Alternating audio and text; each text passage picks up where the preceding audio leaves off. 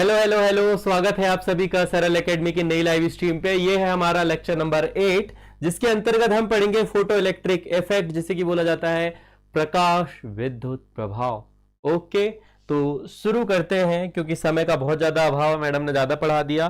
शायद late class आज की स्टार्ट हुई है हमारी, ठीक है। तो क्या है प्रकाश विद्युत प्रभाव? इसे समझने से पहले हमें दो लोगों के बारे में पता होना चाहिए। और वो दो लोग कौन थे? कौन थे वो दो लोग, बताओ। मैम ने वॉच लेके चली गई हमारे हाथ में पहन के, कोई बात नहीं। सबसे पहले जो व्यक्ति थे उनका नाम था जेम्स क्लर्क मैक्सवेल, है ना। और जो दूसरे व्यक्ति थे उनका नाम था मैक्स प्लांक। ठीक। इन्होंने बोला, इन्होंने क्या बोला? इन्होंने विद्युत चुंबकीय विकिरण को, है ना, विद्युत चुंबकीय विकिरण को इन्होंने कहा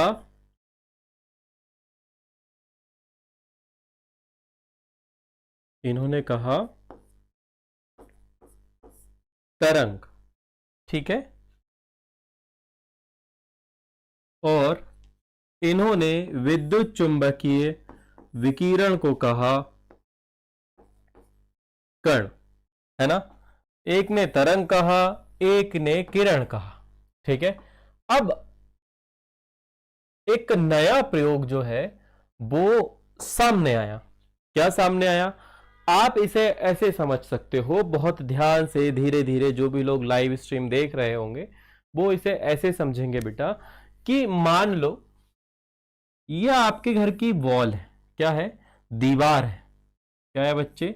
यह आपके घर की एक दीवार है और इस दीवार पर एक गेंद लगी हुई है, या आप ये कहो पेड़ है। ये क्या है? पेड़ है। इस पर एक फल लगा हुआ है, ऐसे एक फल लगा हुआ है। ठीक है। और आप यहां पर हो, आप यहां पर हो। आपको इस पेड़ से इस फल को तोड़ना है। इस पेड़ से आपको इस फल को तोड़ना है ना। तो क्या करोगे आप यहां से एक सॉरी, मैंने फल थोड़ा ज्यादा ही बड़ा बना दिया, अपन थोड़ा छोटा बना देते हैं ना। ये लो, ये जो है एक छोटा सा अपन ने फल बना दिया, ये देखो। अब यदि इस फल को आपको तोड़ना है तो आप क्या करोगे? आप एक पत्थर उठाओगे और उस पत्थर को इस पर मारोगे। तो क्या टूट जाएगा बच्चा पहली बार में? नहीं सर, पहली बार में तो नहीं टूटेगा। दूसरी बार में निशाना लग गया, परंतु ताकत भरपूर नहीं थी, तो उस केस में भी आपका जो फल है वो नीचे नहीं गिरेगा। कब गिरेगा बेटा? जब तक इस पर पत्थर सही से ना लगे और जितनी ऊर्जा इसे तोड़ने के लिए आवश्यक है उतनी ऊर्जा ना मिले, तब तक तो ये यहीं लगा रहेगा। तो सबसे पहले चीज, एक निश्चित मात्रा में इसे ऊर्जा लगेगी, यानी कि ताकत लगेगी, यानी कि शक्ति लगेगी, जिसके कारण से ये यहां से टूट के कहां आ जाए? नीचे आ जाए, है ना। उतनी ऊर्जा यदि है तभी ये नीचे आ जाएगा। साथ में यहां पर जो आप पत्थर मार रहे हो उस पर भी निर्भर करता है। पत्थर यदि बड़ा है, पत्थर यदि बड़ा है तो आप यहां तक नहीं पहुंचा पाएंगे, और यदि पत्थर छोटा है तो वो जो पत्थर है वो यहां तक पहुंच तो जाएगा, परंतु उसके अंदर इतनी शक्ति नहीं होगी कि वो इसे हिला भी पाए। तो सब कुछ बराबर और संतुलित मात्रा में होना चाहिए, तब जाके ये जो फल है ये टूटेगा। ये एक उदाहरण था। ये क्या था? एक उदाहरण था। अब इस उदाहरण से हमें क्या सीखने को मिला? सर अभी तो हमें कुछ सीखने को मिले। अब आते हैं अपन साइंटिफिक थ्योरी पे, कि उसी समय एक नई चीज वैज्ञानिकों के दिमाग में आई। और वैज्ञानिक यहां पर थे हेनरी हर्ट्स। कौन थे? Henry Hertz. पता नहीं क्यों अटक गई लाइव स्ट्रीम। प्रकाश विद्युत प्रभाव। एक नई चीज जो वैज्ञानिकों के नॉलेज में आई उसका नाम था प्रकाश विद्युत प्रभाव। क्या है प्रकाश विद्युत प्रभाव? तो प्रकाश विद्युत प्रभाव को आप ऐसे समझ सकते हो कि ये एक धातु है। ये क्या है बच्चा? ये एक धातु है। वही पेड़ जिस पर फल लगा हुआ है, तो यहां पर ये एक धातु है। ठीक है, क्या है बच्चा? ये एक धातु है। अब इस धातु पर आप कोई विद्युत चुंबकीय विकिरण भेजते हो। आप क्या करते हो? इस पर विद्युत चुंबकीय विकिरण जो है वो भेजते हो। तो यहां पर क्या होते हैं धातु में? धातु में काफी सारे इलेक्ट्रॉन होते हैं। क्या होते हैं बच्चा? काफी सारे इलेक्ट्रॉन जो है वो होते हैं। तो जब आप उपयुक्त आवृत्ति का विद्युत चुंबकीय विकिरण अर्थात तरंग, जब उपयुक्त आवृत्ति का प्रकाश या विकिरण इस धातु की सतह पर भेजते हो और वो इस धातु की सतह पर जैसे ही टकराता है, जैसे ही वो इस धातु की सतह पर टकराता है, कौन? ये विद्युत चुंबकीय विकिरण, तो यहां से फटाक से इलेक्ट्रॉन जो है वो बाहर निकलने चालू हो जाते हैं। जैसे ही टकराया वैसे ही बिना किसी टाइम की देरी किए हुए, बिना किसी डिले के, यहां से हेलो बेटा, हेलो हेलो, बिना किसी देरी के यहां से इलेक्ट्रॉन निकलना प्रारंभ हो जाते हैं। और इसी घटना को कहा जाता है प्रकाश विद्युत प्रभाव। इसी घटना को क्या कहा जाता है? प्रकाश विद्युत प्रभाव।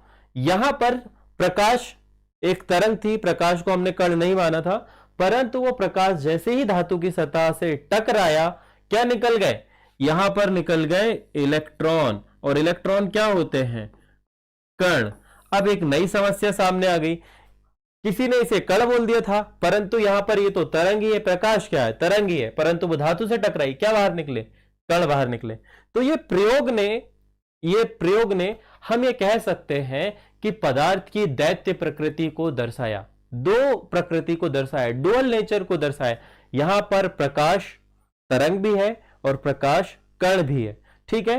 अब कल एक और बात आपने समझी थी, जो कि आपको मैक्स प्लांक ने बताया था कि यहां पर ये जो विकिरण है, यहां पर जो ये विकिरण है, ये लगातार बहते हुए नहीं आता, बल्कि ये प्रकाश के छोटे छोटे पैकेट्स के रूप में आता है। और इन पैकेट्स को हमने कल क्वांटा बोला था। क्या बोला था बेटा? क्वांटा। ठीक है। और इन क्वांटा के अंदर पे ऊर्जा होती है। ऊर्जा को ई से दर्शाते हैं। कैसे दर्शाते हैं? ई से दर्शाते हैं। और यहां पर ई बराबर होता है एच अपॉन म्यू। एच जो है वो है मैक्स प्लांक नियतांक, और म्यू जो है इस विद्युत चुंबकीय विकिरण की आवृत्ति। वही 1 सेकंड में किसी निश्चित बिंदु, किसी स्थिर बिंदु पर या किसी बिंदु से होकर गुजरने वाली तरंगों की संख्या, आवृत्ति। 1 सेकंड में इस जगह से जितने भी तरंगों की संख्या जाएगी उसे ही हम क्या बोलते हैं? उसे हम बोलते हैं आवृत्ति। तो ये जो ऊर्जा है इन प्रकाश के छोटे छोटे पैकेट्स के अंदर, वो समानुपाती होगी बेटा किसके?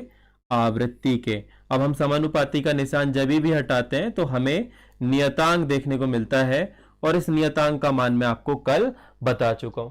यही सेम प्रयोग हेनरी हर्ट्ज ने किया था।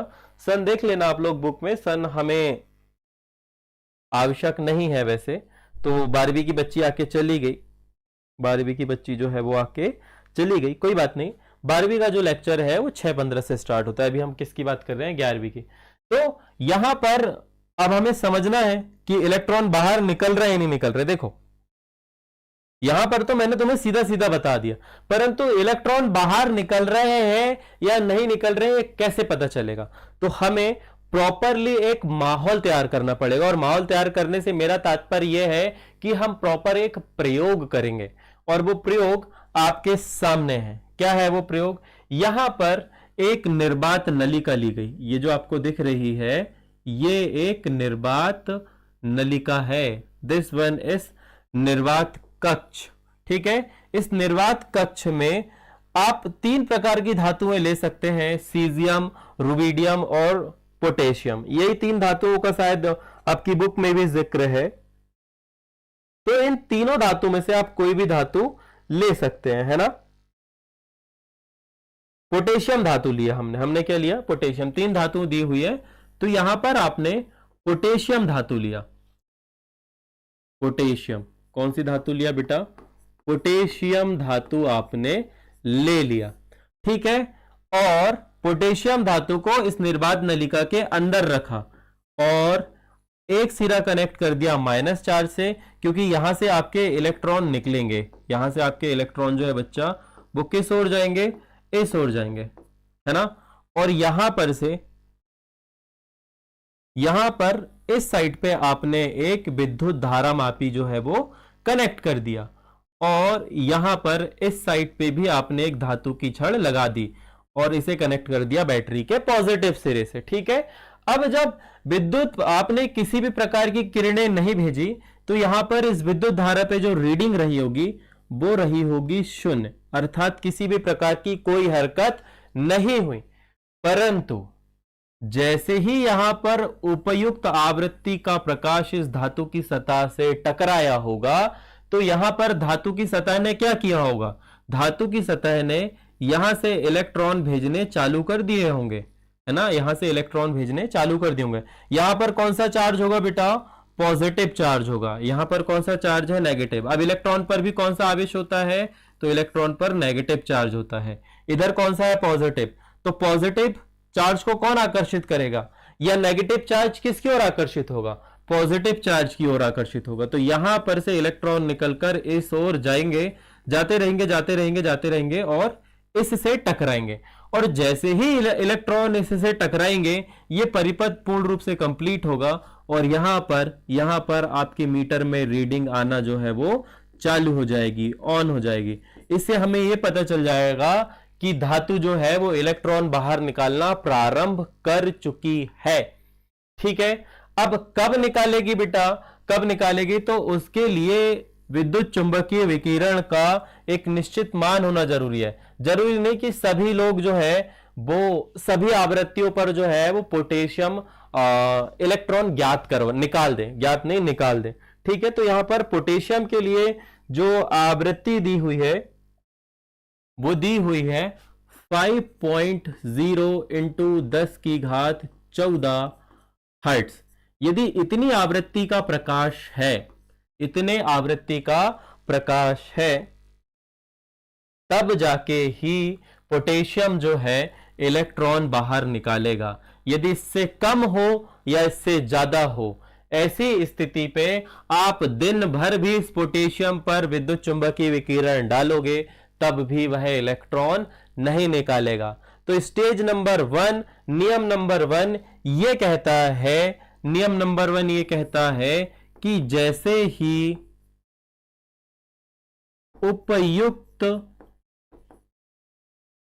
आवृत्ति का प्रकाश धातु की सतह पर, धातु, अच्छा मैं जल्दी जल्दी लिख रहा हूं, धातु की सतह पर पड़ेगा वैसे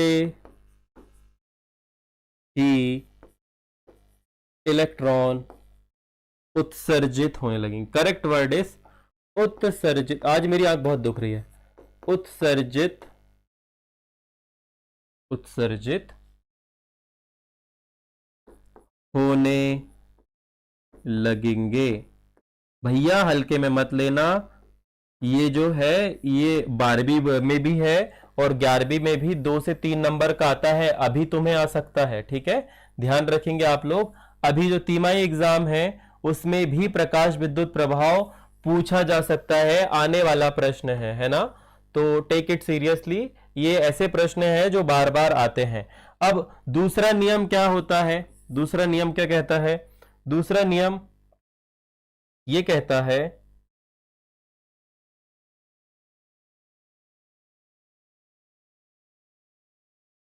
तीव्रता। प्रकाश जो है, जैसे ही उपयुक्त आवृत्ति का प्रकाश धातु की सतह पर पड़ेगा वैसे ही इलेक्ट्रॉन उत्सर्जित होने लगेंगे बिना किसी देरी के। हेलो बेटा, हेलो हेलो हेलो, ये पुराना ही कमेंट है क्या? चलो पुराना ही कमेंट है। तीव्रता, अब आप ये बोलेंगे कि सर मान लो हम यहां पर जल्दी जल्दी जल्दी जल्दी प्रकाश की किरण भेजने लगेंगे तो क्या उससे इलेक्ट्रॉन की संख्या बढ़ेगी? क्या इससे इलेक्ट्रॉन की संख्या बढ़ेगी? या फिर यदि हम आवृत्ति बढ़ा दें, प्रकाश की आवृत्ति बढ़ा दें, तो क्या प्रभाव पड़ेगा? तो यहां पर लिखा हुआ है कि तीव्रता बराबर होगा इलेक्ट्रॉनों की संख्या। प्रकाश जितना तीव्र, प्रकाश जितना तीव्र होगा, प्रकाश जितना तीव्र होगा,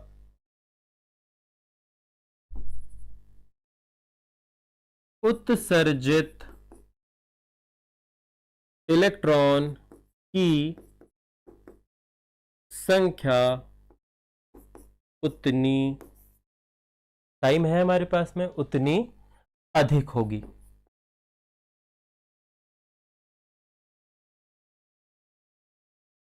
ठीक है, ये दूसरा नियम हो गया। थोड़ा सा डिले होगा, हो सकता है 12वीं की क्लास 5-10 मिनट लेट स्टार्ट हो, तो मैडम इन्फॉर्म कर देना, क्योंकि ये टॉपिक जो है यह भी इंपॉर्टेंट है ना। मेरी पूरी कोशिश रहेगी कि आप लोगों को अगला जो टॉपिक है वो है देहली आवृत्ति। अभी यहां पर मैंने एक वर्ड लिखा है उपयुक्त आवृत्ति, ठीक है। अब आप लोगों को मालूम होगा कि किसी भी प्रकाश द्वारा या किसी भी आवृत्ति के प्रकाश द्वारा जो धातु की सतह है वो इलेक्ट्रॉन उत्सर्जित नहीं करेगी, है ना। किसी भी सतह से उत्सर्जित कर देगी क्या? नहीं। तो उपयुक्त आवृत्ति वाला प्रकाश जब तक नहीं पड़ेगा तब तक इलेक्ट्रॉन बाहर नहीं निकलेंगे।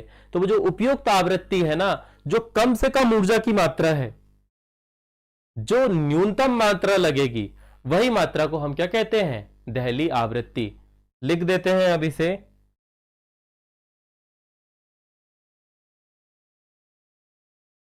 धातु से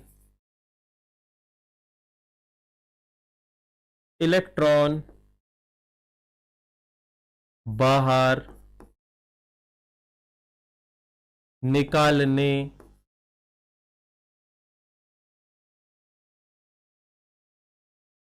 के लिए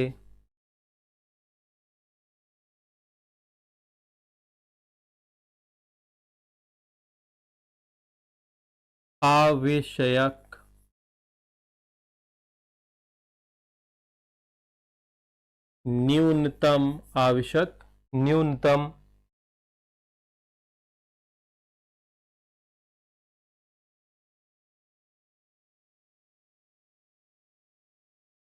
आवृत्ति की देहली आवृत्ति कहलाती है। इसे h म्यू नॉट से प्रदर्शित करते हैं। ठीक है, ये लिख लोगे आप लोग, प्रदर्शित करते हैं। अब यहां पर h म्यू नॉट जो है वो आपके सामने लिखा हुआ है। अब ध्यान देने वाली बात, अब इंपॉर्टेंट बात, यहां पर हम एंट्री करेंगे आइंस्टीन की, आइंस्टीन समीकरण की। ठीक है, आइंस्टीन जी ने जो समीकरण दिया था, आइंस्टीन का समीकरण। प्रकाश विद्युत प्रभाव का जो एक्सपेरिमेंट है वो किया था हेनरी हर्ट्ज ने, परंतु समीकरण की सही व्याख्या जो कि ऊर्जा संरक्षण के नियमों का पालन करे उसके अनुसार इक्वेशन जो दी थी वो दी थी आइंस्टीन ने। जैसे कि आप जानते हैं कि E बराबर उन प्रकाश के छोटे छोटे कणों में जो ऊर्जा थी, E बराबर उसे आपने दर्शाया था मैक्स प्लैंक नियतांक इनटू म्यू के। ठीक है, ये कुल ऊर्जा है। ये क्या है बच्चा?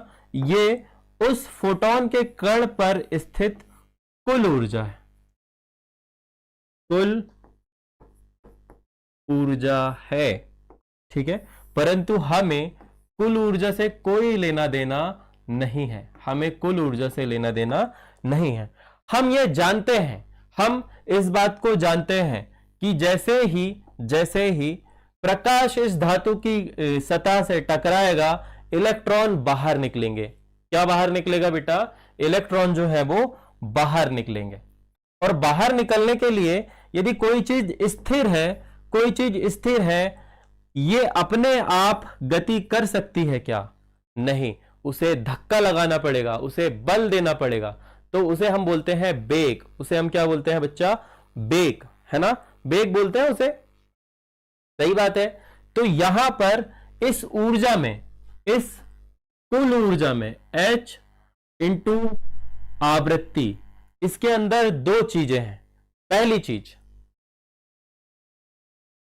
H इंटू म्यू नॉट, ये जो है ये क्या है? दहली आवृत्ति। ये क्या है बच्चा? दहली आवृत्ति। अर्थात ये उस प्रकाश की वो मात्रा है, वो सबसे कम या सबसे न्यूनतम मात्रा है जिसके पड़ते ही इलेक्ट्रॉन जो है धातु की सतह से बाहर आ जाएगा, बाहर आएगा, अभी जा नहीं रहा है, सिर्फ बाहर आएगा। ठीक है, और बाहर आने के साथ साथ जो बची हुई आधी ऊर्जा है, जो बची हुई बैलेंस ऊर्जा है, उसमें से आधी ऊर्जा जो है वो इलेक्ट्रॉन का द्रव्यमान है। वो क्या है बेटा? इलेक्ट्रॉन का द्रव्यमान है, जिसे हम एमई से दर्शाते हैं। अब एमई जो है वो क्या है? इलेक्ट्रॉन का द्रव्यमान है। और इलेक्ट्रॉन जो धातु की सतह पर थोड़ी ना रहते हैं, वो गति करते हैं। आपने देखा होगा वो माइनस चार्ज से प्लस चार्ज की ओर जा रहे हो, तो अपने आप थोड़ी ना जा रहे होंगे, उनको कोई धक्का लगा रहा होगा, उनके अंदर गति होगी। तो इस पूरी कुल ऊर्जा में से ये आप ध्यान रखेंगे, ये है कुल ऊर्जा। ये क्या है बच्चा? कुल ऊर्जा। तो कुल ऊर्जा में से कुछ भाग जो है वो दहली आवृत्ति का है, इसमें से आधा भाग जो है वो इलेक्ट्रॉन के द्रव्यमान का है, शेष बचा हुआ भाग उसे गति देने के लिए आवश्यक बल है ना, जिसे हम वेग कहते हैं। तो आइंस्टीन ने इस पूरी इक्वेशन को बता दिया कि फोटोन के अंदर जो ऊर्जा होती है उसमें दहली आवृत्ति होती है, उसमें इलेक्ट्रॉन का द्रव्यमान होता है, साथ में इलेक्ट्रॉन को गति देने के लिए आवश्यक ऊर्जा होती है, जिसे आप वेग कहते हो। ठीक है, इस प्रकार से यहां पर आपका जो विद्युत चुंबकीय विकिरण है वो दोनों प्रकृति को दर्शाता है, आपका दोनों प्रकृति का दर्शाता है। अब द्रव्यमान किसका होता है? द्रव्यमान किसका होता है? तो द्रव्यमान होता है कण का। ये फोटोन पर क्या थी बेटा? ऊर्जा थी। और फोटोन क्या था? विकिरण था। क्या था बेटा? विकिरण था। तो यहां पर एक बात तो सिद्ध हो गई कि आपका विद्युत चुंबकीय विकिरण द्रव्य क्या बोलते हैं, कण भी है और तरंग भी है। ठीक है, और यही हमारा कल से टॉपिक स्टार्ट होगा, जो कि होगा परमाणु स्पेक्ट्रा। क्या होगा? परमाणु स्पेक्ट्रा। तो कल भी इंपॉर्टेंट होगा। ये जो छोटे छोटे लेक्चर मैं रख रहा हूं, पता है क्यों रख रहा हूं? ताकि आप लोग लिखो और आप लोगों को एक एक चीज समझ में आए, एक एक चीज समझ में। आपकी बुक में यहां पर ऐसे लिखा है कि HV जो है वो कुल ऊर्जा है, यहां पर आपने म्यू लिखा, नॉट लगा दिया। इसके बाद जो चीजें बची हैं वो इलेक्ट्रॉन का द्रव्यमान है और इलेक्ट्रॉन को गति देने के लिए आवश्यक वेग है। ठीक है, यही वाली बात लिखी है। और इस H म्यू नॉट को हम कार्य फलन भी कहते हैं, जिसे W नॉट से दर्शाया जाता है। ठीक है, इसे W नॉट से भी दर्शाया जाता है। बस आज की लाइव स्ट्रीम यहीं पर समाप्त करना चाहूंगा मैं। कल फिर से मुलाकात होगी नए टॉपिक के साथ में, थोड़ा सा बड़ा टॉपिक उठाएंगे और इसे समझने की कोशिश करेंगे। ठीक है, कुछ मेरे को ऐसा लग रहा था कि मुझे कुछ प्रश्न भी आप लोगों को करवाने चाहिए, परंतु जैसे ही ये चैप्टर एंड होगा अपन प्रश्न भी करेंगे, न्यूमेरिकल प्रश्न भी करेंगे। ठीक है, बहुत बहुत शुक्रिया सभी का जुड़ने के लिए। सरल एकेडमी की नई वेबसाइट लॉन्च हो चुकी है, आप लोग यूट्यूब के डिस्क्रिप्शन पर भी देख सकते हो, उसे फटाफट से चेकआउट करके बताओ। वहां पर आपको व्हाट्सएप मैसेजिंग का ऑप्शन मिल जाएगा, तुरंत एप्लीकेशन डाउनलोड का मिल जाएगा, यूट्यूब चैनल की लिंक भी मिल जाएगी। ठीक है, तो प्रोग्रेस में है हम लोग। कल मुलाकात होगी, ध्यान रखना अपना। राधे राधे।